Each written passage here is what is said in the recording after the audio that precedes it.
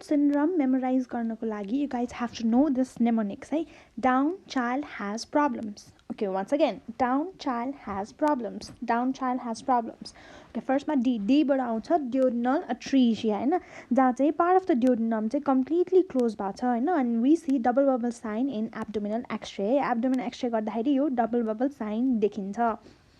अब यसलाई ट्रिट गर्नुपर्दाखेरि चाहिँ जुन त्यो डिस्टेन्डेड पार्ट अफ ड्युडेनम र एब्डोमेनमा ट्र्याप भएको फ्लुइडहरू सबलाई सक्सन गरेर निकाल्छ. त्यसपछि एक्सटर्नल आइभी फ्लुइड दिन्छ अनि त्यसपछि यसलाई सर्जिकल्ली ट्रिट गर्छ. ओबाट 1 एक्स्ट्रा क्रोमोजोम. सो डाउन सिन्ड्रोमको केसमा 21st क्रोमोजोम 2टा हुनुको साटो एउटा एक्स्ट्रा छ है, 3टा छ है. ट्राइजोमी 21 त्यही भएर भन्छ ट्राइजोमी 21 होइन, on every cell of the body.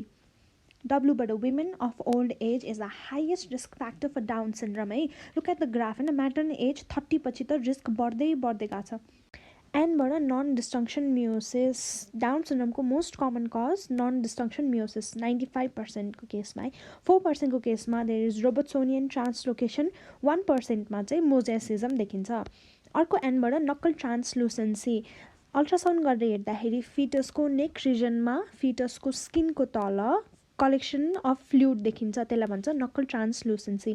अब यदि यो कलेक्सन अफ फ्लुइडको थिकनेस बढा छ भने, नर्मल रेन्जभन्दा बढा छ भने द्याट इन्डिकेट्स डाउन सिन्ड्रोम है. बच्चालाई डाउन सिन्ड्रोम छ भनेर थाहा हुन्छ. It's one of the screening process. सीबाट चाहिँ congenital heart disease especially ventricular septal defect देखिन्छ. एचबाट चाहिँ हाइपोटोनिया, जहाँ चाहिँ बच्चाको मसल टोन डिक्रिज भएको हुन्छ. आईबाट individual palmar crease, simian crease नि भन्छ होइन.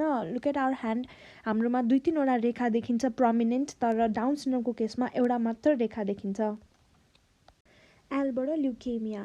डाउन सिन्ड्रोम भएको पेसेन्ट्सलाई they are at higher risk for having leukaemia, especially एक्युटवाला है. Acute lymphocytic leukaemia, acute myeloid leukaemia.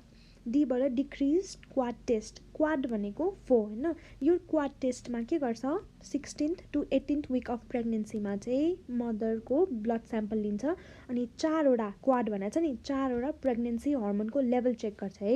अब कुन कुन 4वटा भन्दाखेरि फर्स्टमा अल्फा फेटोप्रोटिन जुन चाहिँ बेबीले प्रड्युस गर्ने प्रोटिन हो. ह्युमन कोरियोनिक गोनाडोट्रोपिन जुन प्लासेन्टाले प्रड्युस गर्ने हर्मोन हो. अनकन्जुगेटेड एस्ट्रायल चाहिँ फिटस र प्लासेन्टामा प्रड्युस हुन्छ. And inhibin A is a hormone release by प्लासेन्टाले रिलिज गर्ने हर्मोन हो. सो डाउन सिन्ड्रोमको केसमा अल्फा फिटोप्रोटिन र एस्ट्रायल लो हुन्छ. एचसिजी र इनिबिन ए हाई हुन्छ. एन्ड टर्नर सिन्ड्रोमको केसमा सेम तर हल्का एक्सट्रिममा है, डिक्रिज हुन्छ. अल्फा फिटोप्रोटिन र एस्ट्रायल डिक्रिज हुन्छ. एचसिजी र इनिबिन ए भेरी हाई हुन्छ. एडवर्ड सिन्ड्रोमको केसमा अल्फा फिटोप्रोटिन र inhibin A unchanged but estriol and HCG is very low है. अनि पटाउ सिन्ड्रोमको केसमा चाहिँ अल्फा फिटोप्रोटिन मात्र इन्क्रिज हुन्छ, बाँकी सबै नर्मल है. So we have mnemonics as well. Edward सिन्ड्रोमको केसमा एडवर्ड भनेको मेलको नाम हो नि, सो मेललाई रिप्रेजेन्ट गर्ने ही भन्छ. सो रिमेम्बर द्याट निमोनिक्स एचबाट आयो hCG very low, H E is low होइन. एचबाट एचसिजी भेरी लो, ईबाट एस्ट्रायल लो. पटाउ सिन्ड्रोमको केसमा रिमेम्बर पी है, अल्फा फिटोप्रोटिनको पनि P. So P alpha fetoprotein मात्र इन्क्रिज हुन्छ, बाँकीको सबै नर्मल. एन्ड डाउन सिन्ड्रोम र टर्नर सिन्ड्रोमको केसमा चाहिँ arrange the hormone in alphabetical अर्डरमा अरेन्ज गर्ने.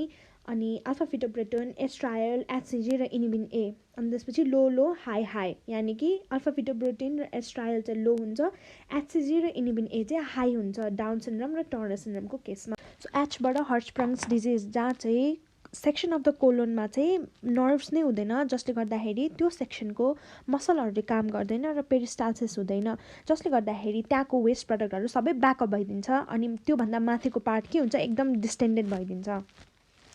एबाट अल्जाइमर्स डिजिज होइन. डाउन सिन्ड्रोमको पेसेन्ट्सलाई चाहिँ अर्ली एजमै अल्जाइमर्स हुनसक्छ. एसबाट short neck, arms and legs. पीबाट प्रोट्रुडिङ टङ. आरबाट रोलिङ आइज, निस्ट्याग्मस, जहाँ चाहिँ इन्भोलन्टरी आई मुभमेन्ट हुन्छ होइन, राइट टु लेफ्ट नै हुनसक्छ, अप टु डाउन हुनसक्छ र सर्कुलर मुभमेन्ट नै हुनसक्छ. ओबाट oblique eye fissure, upward slanting palpebral fissure हुन्छ होइन. रिमेम्बर नामअनुसार त डाउन सिन्ड्रोममा डाउनवर्ड स्लान्टिङ हुनुपर्ने हो, तर no, it's upward slanting palpebral fissure होइन यसको ठ्याक्कै उल्टो मार्फन सिन्ड्रोममा चाहिँ के हुन्छ डाउनवर्ड स्ल्यान्टिङ हुन्छ है डाउनवर्ड स्ल्यान्टिङ हुन्छ डाउन सिन्ड्रोममा चाहिँ अपवर्ड स्ल्यान्टिङ पाल्पेब्रल फिसर हुन्छ बीबाट बिहाइन्ड इन स्कुल होइन स्लो मेन्टल डेभलपमेन्ट एलबाट लो नेजल ब्रिज ईबाट एपिक्यान्थिक फोल्ड्स होइन एपिक्यान्थिक फोल्ड्स भन्नाले जब आँखाको भित्री कर्नरमा अप्पर आइलिडको स्किन फोल्डले जब कभर गर्छ त्यसलाई भन्छ एपिक्यान्थिक फोल्ड्स है एपिक्यान्थिक फोल्ड्स डाउन सिन्ड्रोममा चाहिँ एकदम प्रोमिनेन्ट हुन्छ एमबाट मेन्टल रिटार्डेसन एसबाट separation between first and second toe होइन फर्स्ट र सेकेन्ड टोको बिचको ग्याप चाहिँ ठुलो हुन्छ एसबाट चाहिँ स्पट्स है अर्को स्पट्स भनेको ब्रस फिल स्पट्स होइन जुन चाहिँ ब्राउनिस स्पट्स देखिन्छ आँखाको आइरिसमा होइन these spots are harmless let's go to the question होइन most common syndrome that may occur to a baby of a 45-year-old pregnant woman is Down syndrome. So all of the following may occur in Down syndrome except hypothyroidism, undescended testes, ventricular septal defect, brush filled spots. So इसको answer हो undescended testes.